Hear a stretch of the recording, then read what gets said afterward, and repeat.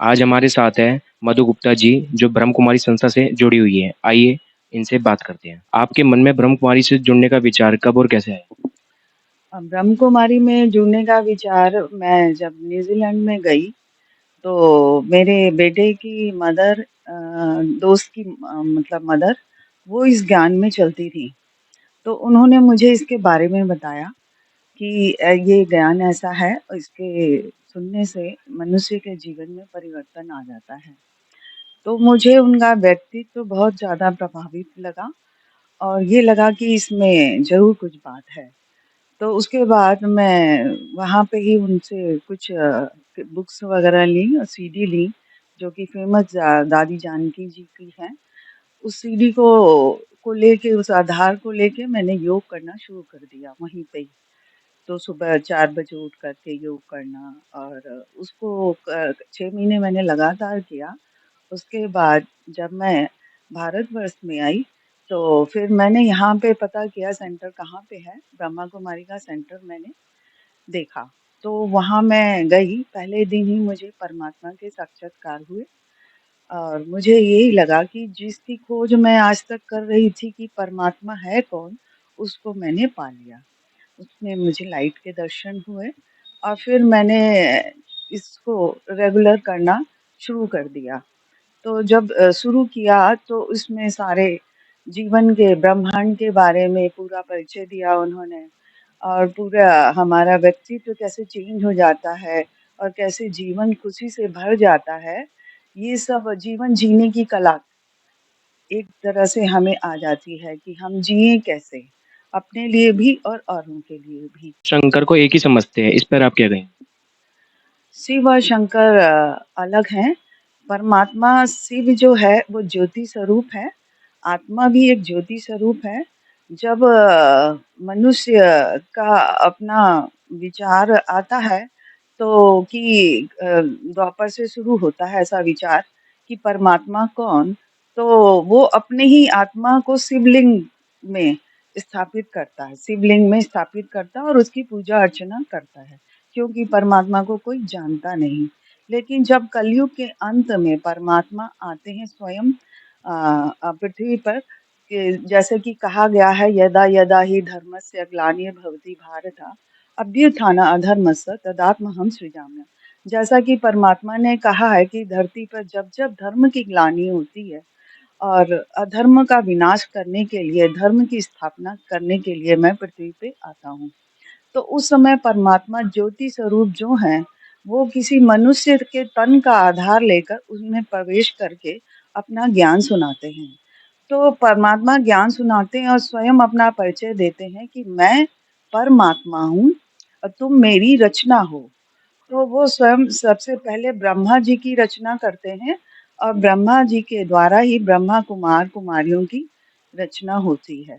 उसके बाद वो बताते हैं कि ब्रह्मा जी की ही दूसरा जन्म जो है सतयुग में होता है, जो कि कृष्ण के रूप में होता है और जो कि कृष्ण और राधा जो होते हैं, वही जो है सतयुग में जब शादी के बाद पालना करते हैं पृथ्वी की पालना के लिए, तो उनका लक्ष्मी और नारायण का विष्णु स्वरूप से वो पालना करते हैं।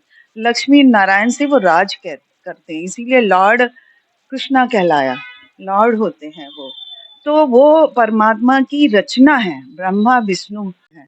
शिव और शंकर में इसलिए अंतर है क्योंकि शंकर जो है रचना है और शिव जो है रचयिता है, वो पूरे ब्रह्मांड के रचयिता हैं। लेकिन शंकर जो है रचना है, वो ज्ञान सुना के शंकर को बताते हैं कि तुम योग करो। योग माने तप, तप से ही इस पृथ्वी पे अधर्म का नाश होगा और धर्म की स्थापना होगी। तो शंकर जी को इसीलिए विनाश का बताया है कि शंकर द्वारा विनाश, शंकर द्वारा विनाश मीन्स शंकर जी को जब तीसरा ज्ञान का नेत्र मिलता है परमात्मा के द्वारा कि इस सृष्टि का विनाश हम योग तप से कर सकते हैं, तब वो तप करते हैं और तभी धीरे धीरे पृथ्वी का विनाश, मतलब अधर्म का नाश होता है और धर्म की स्थापना होती है। इसीलिए शंकर जी को कई कलाएं, कई चीजें दिखा दी हैं।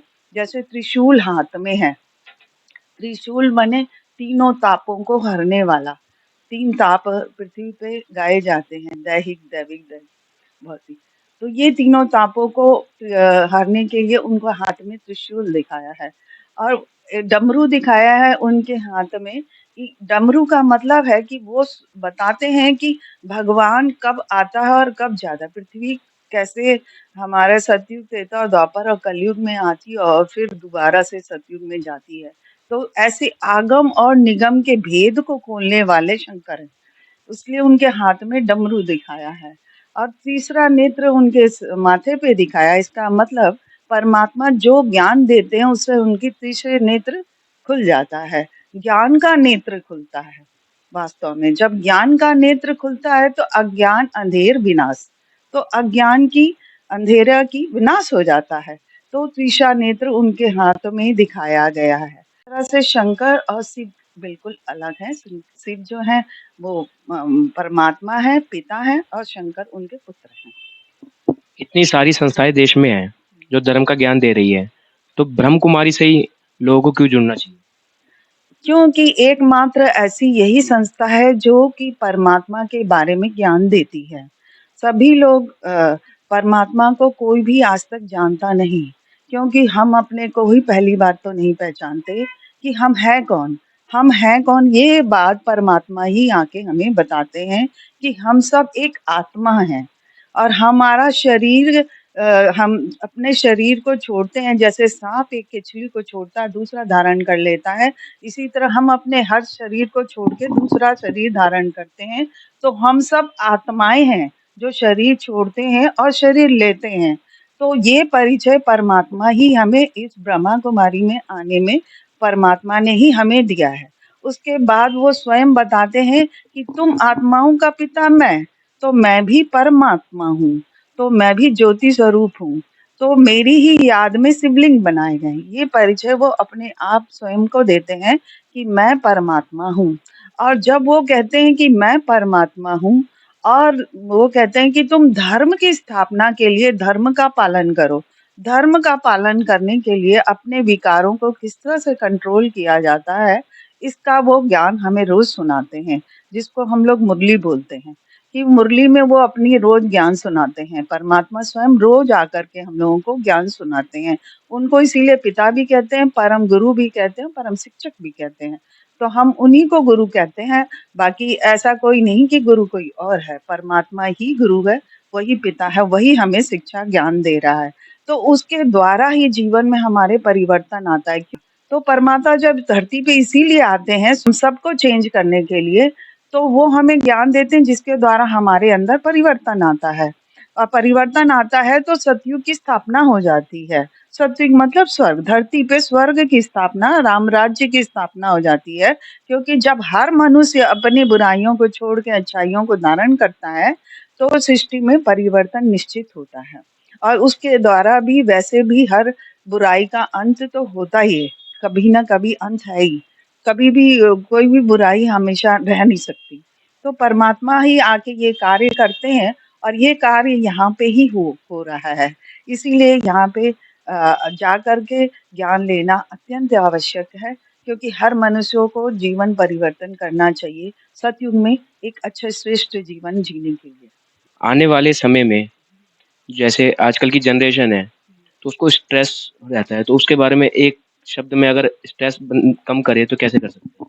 स्ट्रेस को कम करने का सबसे अच्छा तरीका यही है कि स्वयं को आत्मा समझ के जब हम परमात्मा से योग लगाते हैं, मतलब परमात्मा का याद करते हैं, तो परमात्मा से हमें शक्ति मिलती है और हमारे जीवन का स्ट्रेस खत्म होता है और हमारे अंदर शांति आती है, पीस आती है। हाँ, आत्मा में इतनी ताकत भर जाती है कि वो समाज के हर क्षेत्र में अपना जो है पॉजिटिव थिंकिंग लेकर आता है, पॉजिटिव सोच को लेके आता है, तो जीवन सुंदर और अति सुंदर बन जाता है। हर क्षेत्र में वो तरक्की करता है। चाहे बच्चा पढ़ाई में होगा तो पढ़ाई में भी वो अव्वल आएगा। यदि वो बिज़नेस कर रहा है तो बिज़नेस में पॉजिटिव थिंकिंग लेके वो चलेगा। हर चीज़ में ये परमात्मा का ये ज्ञान बहुत ज़रूरी है, जो कि हमें दुःख से छुड़ाती है, स्ट्रेस से छुड़ाती है, मन को शांति देती है।